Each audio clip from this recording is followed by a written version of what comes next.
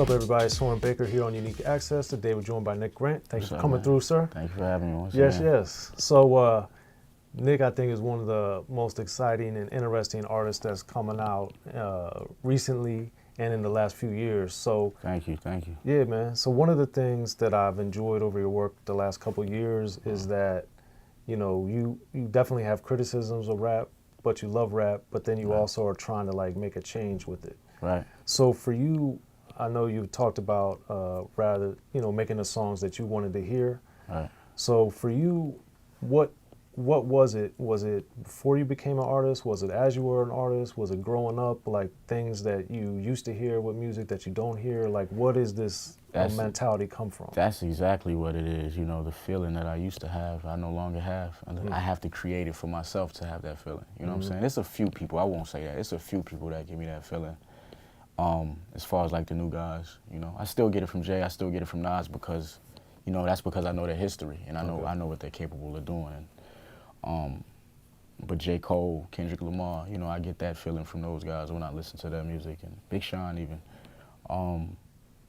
You know, so I had to kind of create that feeling that I wanted for myself. You know, that is it's not a lot of it. It's a lot of people just doing the same thing, you know. And me personally, I feel like if you're yourself and you create what you want to create, you increase your chances of success, you know, instead of just doing what other people are doing, because, you know, at some point it's going to look like, you know, man, why would I want to deal with that? You know, why would I want to be involved with this person? I can get that over there, you know. It starts to get confusing and it starts to weaken the culture, you know. Is what I feel like, you know, it's cool. I have nothing against it. I understand it and I appreciate it. At times it's needed. But, you know, to keep this thing where it needs to be and to preserve it, you gotta have content. You gotta talk about life. You gotta do it for reasons that are other than financial. Yeah. And that's been obviously a recurrent theme with a lot of your songs, like with The Jungle, with Gold Chains, and also more recently, you know, you have it with the sing-along. So, so for that, how do you find that you're able to love rap and love hip-hop culture, but then want to help push it further in a different way than a lot of stuff that's being accepted, and still like love it in the same way instead of getting, you know, frustrated or like, I'm not down with this anymore? Me, I never get frustrated. I just love doing what I do. I'm not one of the bitter rappers, you know what I'm saying? I know that. That's what I'm saying. How do you think that you're able to not? Because a lot of people, I think, that make similar type of records, they sound bitter or they sound like, oh, this is whack. But I don't. It seems like you have a different energy to it when you make those type of records. So why do you think that's the distinction I'm trying to get? Like, what do you think it is about you? I just feel like that stuff is needed too, so I'm not here to bash it. You know, that stuff is needed as well. You don't wake up every day feeling the same way.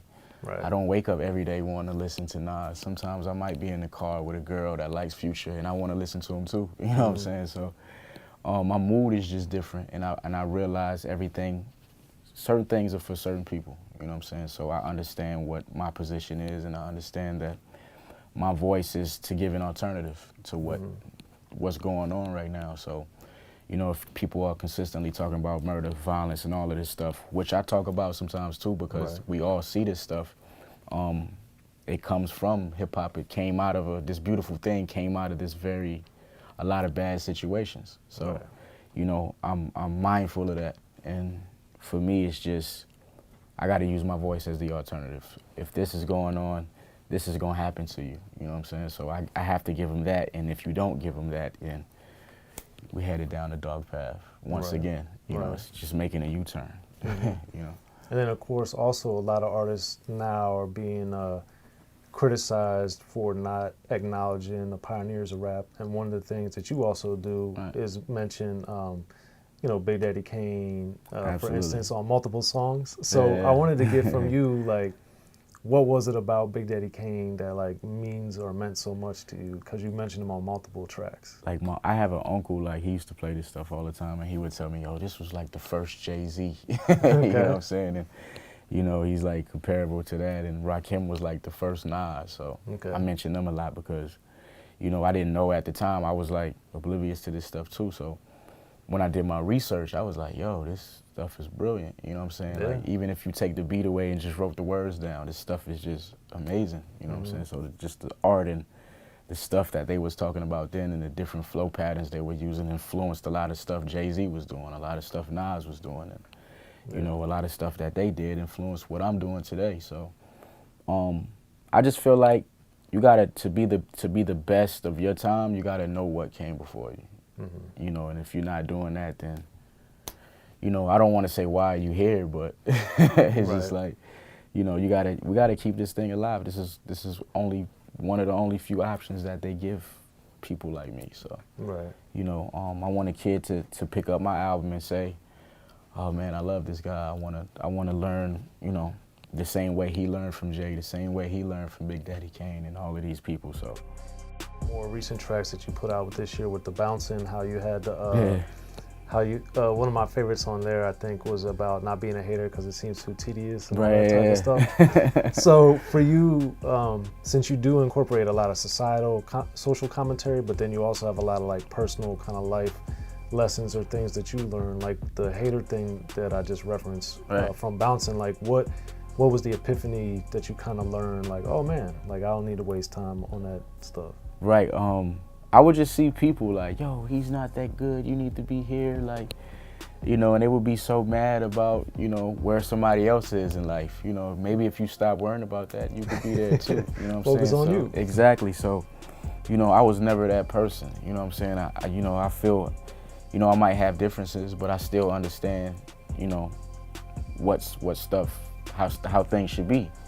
You know what I'm saying? And not only that, you know, who am I to say what this person deserves because they don't make what I like? You know what I'm saying? So you never know what they went through or what this person went through. So you can stress yourself out worrying about where the next man is in life, and you know, you can kind of hinder yourself and block your blessings because you're not focused on what you need to be. Right. So, you know, that's something that I learned, even if, you know, the things in my content and my music, even if it don't take me straight to the top, you know what I'm saying? I'm gonna keep preaching it until I get there. I understand that my path is different. My path isn't like, you know, some of these artists. Their routes are different.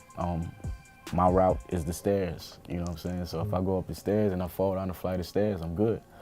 And was that something you had that mindset before you got into music, or is Absolutely. I had that mind. I won't say before I got into music, but the type of art that I made, like I said, if it was played so much that, you know, this is what I gravitated toward. This is what I'm used to. This is what's in me. It's in my blood. So, you know, these people played this stuff over and over and over and over again to the point I got tired of it. And then, you know, when I wasn't hearing it no more, I started missing it. So it was like I can't help it. I can't help but to do things this way. This is the only way I know how to do it. And I think too that, you know, your rise over the last several years is a testament, and there's a lot of other obviously great lyricists that are out, and like, for instance, one that I really like, you know, is Vince Staples, that makes a lot of music that's not on the radio really, but his career is steadily progressing and he's getting bigger and bigger. Absolutely. And I think it's a testament that, you know, obviously people love people like Kendrick Lamar, but people like yourself, people like Vince Staples, there are a lot of artists that are lyrical, have a lot to say, that are growing and that are successful. So I think it's a testament to being able to survive and thrive, to do it the way that you're doing it, the way that Vince is doing it. And I think it's important to show and people to understand that you can be super lyrical and have important things to say and be successful. Absolutely. So why do you think there's a perception that you can't do that and be successful when people like yourself are doing it? For one, what we do is hard work. All these guys that you mentioned, it's hard work to sit down. Well, for me at least, you know. It's hard work to sit down and come up with all of this stuff that I'm saying. It's not easy. It's probably the hardest. It's fun, but it's probably the hardest part about everything we do. You know what I'm saying? So nobody likes to take the hard route. Everybody wants, you know, to have the game. You could put it on easy, medium, or expert. So everybody puts the game on easy. You know what I'm saying? And if you see people getting it the easy way all the time, and all of this stuff is on the radio and all of this stuff is in the videos, if you see 1 million people getting it the easy way and you don't see but 5 other MCs, you know, working hard and not getting there as quick, you know, which route would you take? Well, I take the way with the foundation. Exactly. That's why you're going to be there 20 years from now instead of 2 months from now. What if you aren't aware of the foundation? Yeah, well, that's the personal, that's what's in you as a person, though. Right, absolutely, Yeah. absolutely. But that's what I'm saying, that's what's missing, the foundation and the knowledge of, you know, it goes back to paying homage and paying respect and doing research to learn about what the foundation is. A lot of people not doing it. A lot of people just see all of these MCs coming out and saying, I want to be like this guy. And for you, since you're sonically, you know, with your mixtapes or even the individual songs on them and album now, what do you look for when you're looking for a beat? Is it more of the idea of the song you're looking for, or how does that work for you? For me, it's just like, if I'm inspired, you know. I remember being in the studio with Ray Murray, Organized Noise, yeah. Right. And he played a beat, and I was like, man, you know, I don't like the drums on this. He was like, is this beat telling you to write something? I was like, yes. He was like, well, write it. We can change the drums later. Like, don't hinder, you know, your talent because you don't like a certain thing about a beat that you can change. Right. You know what I'm saying? He was like, if it was your tone, you can't change your tone, you know what I'm saying? If it was your tone, then maybe we would have a problem. But he was like, you know, write the verse, and then if you find a better beat to match this verse, then, you know, you might like it even more, so. But I think that speaks also to production, because Absolutely. now you're not getting a beat and the dude's leaving the studio and coming back when you're done with the song. Exactly. So for you, as your career has progressed, how have you noticed, you know, working with people that make beats versus working with producers? Like, how has that changed or helped you, or how have you had to adapt to that? For me, the first time really consistently working with producers was this album. You know what I'm saying? So imagine being, you know, the first time working with big name producers, I would say. Imagine being in a room with these guys like Salam Remy and Organized Noise. All you're thinking about is their history and all the stuff Right. they used to create, and that creates pressure for you to kind of give your all. But for me, I just feel like I was meant to do this, and every time I walked in a room with these guys, you know, I came out a better artist, I feel like.